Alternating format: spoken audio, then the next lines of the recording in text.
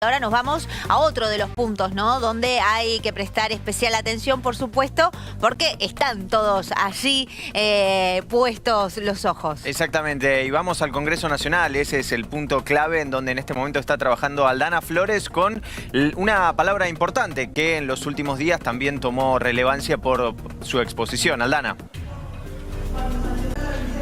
Así es, Nacho. Ana, muy buenas tardes. Estamos con la diputada de la Nación por la provincia de Buenos Aires, Miriam Bregman, que se está, justamente llevando a cabo este debate por el acuerdo con el pago por el Fondo Monetario Internacional. Así que, chicos, para lo que le quieran preguntar, la tengo a la diputada. Bien, Miriam, ¿qué tal? Ana Cecilia, Nacho Corral te saludan. Gracias por este tiempo. ¿Qué tal? Bueno, a ver, de estas últimas horas, ¿no? De estas últimas dos jornadas, ¿qué lectura te dejó? Te estuvimos ahí leyendo un poquito, ¿no? Algunas cuestiones en Twitter. Algo tenemos, pero escucharte siempre es un placer. Bueno, además de los elementos políticos que el Frente de Izquierda viene marcando, históricos, también he tratado en las últimas jornadas en las comisiones de exponer también sobre los aspectos jurídicos, porque ustedes piensen que este acuerdo no solamente es ilegítimo, sino que es ilegal, ya que se basa en la gran ilegalidad cometida bajo el gobierno de Mauricio Macri. Así que en eso he centrado mi exposición y, por supuesto, esto no solo puede irritar al oficialismo, sino también a Juntos por el Cambio, que fue el que firmó ese acuerdo ilegal, y cada vez que les mencionas eso, empiezan algunos de ellos a gritar, a intervenir, y eso es lo que ha hecho que las intervenciones sean un poco movidas. Pero más allá de eso, creo que hay que destacar que lo que se está discutiendo acá es muy limitado. Pensá que hace 2, 3 horas, no sé ya cuánto va, que estamos discutiendo, mientras en la Casa Rosada están decidiendo cómo sigue esto. Eso también hay que marcarlo, porque nosotros estamos todos sentados acá, los y las periodistas nos preguntan cómo sigue esto, y esto lo están decidiendo 2, 3 personas en una mesa chica cuando se está hipotecando el futuro del país. Así que creo que lo que digamos acá es nuestra obligación. Nosotros venimos, ustedes saben que venimos, exponemos, estuvimos todos los días en las comisiones, dando nuestra palabra, tratando de difundir lo que pensamos, llamando a la movilización que va a haber en el día de mañana o pasado cuando esto finalmente llegue a recinto, pero también hay que marcar este elemento muy poco democrático, que es que se está decidiendo en otro lado. Le preguntás a los integrantes de los bloques mayoritarios, ni ellos saben qué es lo que está pasando en este momento o en qué punto está el acuerdo en este momento. Miriam, por parte del oficialismo argumentan que si no se aprueba un acuerdo con el fondo, la situación sería peor en cuanto al déficit, inflación y algunos otros puntos también macroeconómicos. ¿Cuál es tu perspectiva respecto a eso, sabiendo ya que no vas a acompañar la votación? Bueno, hoy intenté responder un poco eso también, porque el propio Heller hizo un relato de cómo fue la historia de la deuda argentina que nos daba la razón a nosotros. Cómo con ese argumento de es esto o el caos, o acordamos o viene el quiebre, fue exactamente lo que pasó en la historia argentina. Alfonsín entra en una situación terrible, lleva una situación terrible a la Argentina, económica y social, no por dejar de pagar, sino por acordar con el fondo y destinar los recursos al pago de la deuda. Ni que hablar el gobierno de la Rúa. Se habla del quiebre que significó el 2001, pues primero vino el quiebre social, el quiebre económico, la crisis económica, y después se dejó de pagar. Es decir, llegamos hasta acá pagando. Lo que nos tienen que decir por qué esta vez, pagando y acordando con el fondo y cumpliendo sometiéndose a lo que el fondo pide, porque esta vez el resultado va a ser distinto. Ellos nos tienen que explicar por qué esta vez el resultado va a ser distinto. Nosotros lo que decimos es que la manera de salir de este círculo que de la dictadura para acá nos llevó un 40% de pobreza, cifras terribles de desocupación, de indigencia, es haciendo un desconocimiento soberano que no es una medida aislada, sino que es como parte de una serie de medidas que llevan a invertir las prioridades, donde las prioridades sean las graves condiciones sociales que tiene la Argentina y no dedicarle más plata al fondo. Por el camino del Fondo Monetario ya sabemos cómo termina, nadie se puede asombrar. Lo vimos en Argentina, lo vimos en Grecia, ya conocemos cómo termina este camino. Lo que nos dicen es esta vez va a ser distinto, pues lo que está escrito no es eso. Si vos mirás lo que está escrito, te doy un solo dato, no habla de que Argentina va a crecer. Lo que se prevé es un decrecimiento, está hecho un gráfico muy claro cómo se prevé el decrecimiento. ¿Por qué? Porque no quieren que se vayan dólares en importar insumos, en dedicarlo a la producción. Quieren que todos los dólares que entran por exportaciones vayan al Fondo Monetario. Miriam, me quedo con esto, ¿no? Este concepto que mencionás, este desconocimiento soberano, para tratar de bajarlo al llano, ¿no? Y aquellas personas que están del otro lado digan, desconocimiento soberano, ¿qué sería? ¿Cómo lo ponemos en práctica? ¿Cómo podemos hacer que eso sea efectivo? Y que no salgamos perdiendo siempre nosotros, ¿no? El pueblo, digo, aquellas personas que están del otro lado y que están tratando de entender qué está pasando ahí en el Congreso. Eso es lo que nos interesa, ¿no? Por eso decimos, si acordás con el Fondo Monetario y cumplís sus condiciones, termina perdiendo el pueblo, es lo que pasó siempre. No estoy diciendo nada nuevo, nada que no haya ocurrido en la Argentina, por eso te pongo los ejemplos históricos de cómo terminó. Un desconocimiento soberano, además, puede ir acompañado de una doctrina que hasta Estados Unidos ha utilizado, ¿eh? No les estoy diciendo nada muy original. Sí. México la usó 3 veces, Estados Unidos para desconocer la deuda de Irak, que es la doctrina la deuda odiosa. ¿Qué dice esto? Que cuando una deuda se toma en contra de los intereses del pueblo, a sabiendas del acreedor, caso que en este está totalmente demostrado que el FMI sabía que el destino del dinero que le estaba prestando Macri no era ni para un puente ni para una escuela, como se dice habitualmente, el Estado puede iniciar un proceso de desconocimiento de la deuda y declararla nula. Acá no solo tenemos a favor que es totalmente ilegal la deuda, sino que es totalmente ilegítima y es parte de esta deuda odiosa. Lo que pasa es que el gobierno de Alberto Fernández, desde el día que asumió, se puso un solo objetivo, que es cumplir con el fondo. Le dedicó más plata al Fondo Monetario que a la pandemia. Y eso no es mío, eso lo dijo la vicepresidenta de la Nación. Entonces, ¿está mintiendo o está leyendo las cifras?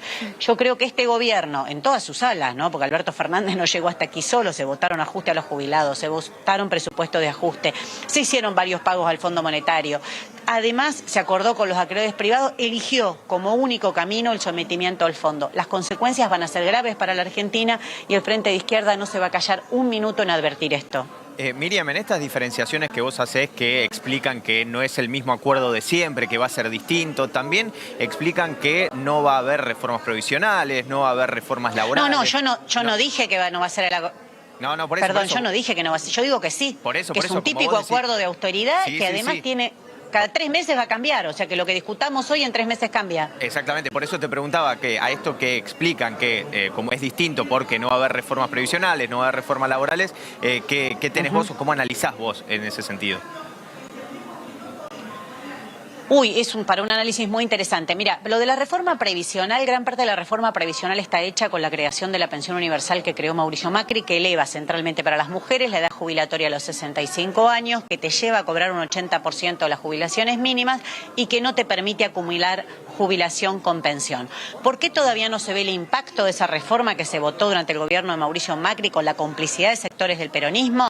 Porque la última moratoria que te permite entrar a la ley anterior vence en julio de este año. Anótenlo porque es importante. En julio de este año vence la moratoria. Entonces, al vencer la moratoria, si ya no hay nuevas extensiones, empezará a regir plenamente esta ley de pensión universal que se votó en 2016. Sepan que va a tener consecuencias muy gravosas y 9 de cada 10 mujeres no van a estar en condiciones de jubilarse en la Argentina e irían a ese régimen discriminatorio que, como te digo, además eleva la edad jubilatoria. También en lo que está escrito en el texto, si vos lo lees literalmente, que es lo que hay que hacer, hay que tomarse el tiempo y leerlo, no dice que no van a afectar los regímenes especiales y que solo va a ser para diplomáticos y para jueces. Pone como ejemplo regímenes especiales y dice la palabra como jueces y diplomáticos, no dice solo de jueces y diplomáticos, es decir, que deja una gran puerta abierta a esto que en el acuerdo se llaman marcas estructurales para que dentro de 3 meses te digan el ajuste que hiciste no es suficiente y avancen por ese camino que ya lo tenés firmado. En cuanto a la reforma laboral, mira, yo me gastaba mucho discutiendo y explicando que porque Culfas lo ha dicho, no lo inventé yo, Culfas siempre dice iremos convenio por convenio modificando las relaciones laborales. Ya en el día de hoy aparecen noticias donde ratifican esto. No va a haber una reforma laboral formal donde se sienten y todos levanten la mano, porque eso la Argentina se sabe después de diciembre del 2017 que es muy conflictivo. Lo que van a hacer es lo que trascendió hoy, reformas convenio por convenio para ir atacando los distintos sectores en particular y por partes, y lo proponen como una modernización de las relaciones laborales. Bueno, esto es menemismo puro, es lo mismo que se hacía en los 90, existe Google, se puede buscar rápidamente. Entonces, no va a haber reforma laboral, tal vez no hay reforma laboral votada en el Congreso, pero que hay una exigencia de modernizar, es decir, restringir derechos, hay. Y yo te lo contesto siempre de la misma manera. Año 74 se vota la ley de contrato de trabajo, incluso mucho más rígida que la que hay ahora, porque la que está ahora pasó por el filtro de la dictadura, que quitó muchas conquistas a la clase trabajadora. Y había casi pleno empleo, es decir, que atar el problema de la falta de empleo a las leyes laborales rígidas es un argumento liberal muy repetido también ahora por sectores del gobierno. Miriam, te escucho a vos, digo, me quedo con las palabras hoy, también va la posición de Grabois, en realidad del Frente Patria Grande, que dejaron sentada hoy. Y pienso, digo, jornada compleja, ¿no? Mañana, digo, va a haber en el sentido de que por ahí lo que en primera instancia parecía o positivo o viable, ¿no? Para el gobierno nacional, quizás ahora, en estas últimas horas, toma otra dirección. Sí, lo del Frente Patria Grande realmente no lo entendí, porque Itay Hackman era miembro de esta comisión y la abandonó para dejarle la silla a alguien de que vote a favor. La verdad que tienen que dar una gran explicación de por qué tomaron una actitud de ese tipo, dejando la silla para que la ocupe otro diputado para votar a favor, es decir, allanar el camino a que este acuerdo salga. Nosotros tenemos una opinión totalmente distinta. Creemos que hay que enfrentarlo en el recinto, en las calles, y que hay que hacer todo lo posible porque Argentina no vuelva a recorrer este camino que nos trajo hasta acá. Ajustando y pagando, llegamos hasta acá. Miriam, suponiendo que el acuerdo se aprueba, todas las discusiones que se están dando dentro de cada uno de los espacios, ¿crees que va a dificultar además que se pueda llegar a una transición o a transitar en realidad el acuerdo con el fondo de una forma un poco más, entre comillas, amigables como lo plantean? Es que el fondo no es amigable. Por eso Mirá, entre lo que comillas, hagas te en la digo, Argentina pero... no tiene tanta relevancia. Sí, no, es que el fondo no es amigable. El fondo te está diciendo que cada 3 meses te va a revisar las cuentas. Argentina queda a tiro de default. Dicen que con esto va a haber estabilidad, que con esto no vamos a caer en cosas terribles. Pues es al revés. Con este acuerdo quedás a tiro de default cada 3 meses. Si no cumplís con lo que el fondo quiere, te dice para abajo. Es grave el camino que se está iniciando, ¿eh? Es muy grave. Es grave y da una sensación como también de desolación, ¿no? Porque uno te escucha o escucha el debate, ¿no? Que se está dando, Miriam, y es como que la opción A y la opción B, claramente todas son malas, ¿no? Cuando de fondo está precisamente el fondo. Y uno se pregunta, quizás pienso en voz alta, digo, ¿cómo salimos? Que bueno, para eso lo trajo Mauricio Macri. Claro, ¿cómo salimos de esta, no? Porque para eso lo trajo, claro, para condicionar a este gobierno y a los futuros. Claro, pero... Bueno, salimos con la lucha, con la pelea, como se hizo siempre. Mira, siempre se salió de la misma manera. Siempre se salió enfrentando la situación, peleándola. Los pueblos del mundo lo han hecho. Y te digo una cosa, porque hoy hay tanta la filosofía de la resignación que se propaga en la Argentina, claro, que a veces es difícil salirse de ese pensamiento y no queda otra. Fíjate, todos los levantamientos, revueltas que hubo en el último tiempo en el mundo, toma 2, 3 años para atrás, fue por los tarifazos. Chile empezó por un tarifazo.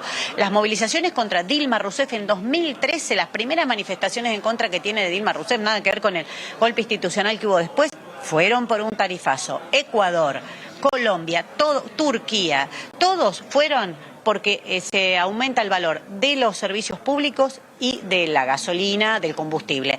Entonces los pueblos del mundo reaccionan, ¿eh? Los pueblos del mundo reaccionan. No sé, ellos pueden tirar la soga, pueden decirte argumentos, pueden decir que te tenés que resignar, pueden hacerte bajar la cabeza, pero los pueblos del mundo reaccionan y nosotros nos comprometemos con ese pueblo que lo vamos a acompañar y que vamos a estar a la cabeza para resistir estas políticas de ajuste porque ya sabemos cómo terminan. Insisto con esto, no estamos viendo una película nueva, estamos viendo una película muy, muy repetida en la Argentina y en América Latina.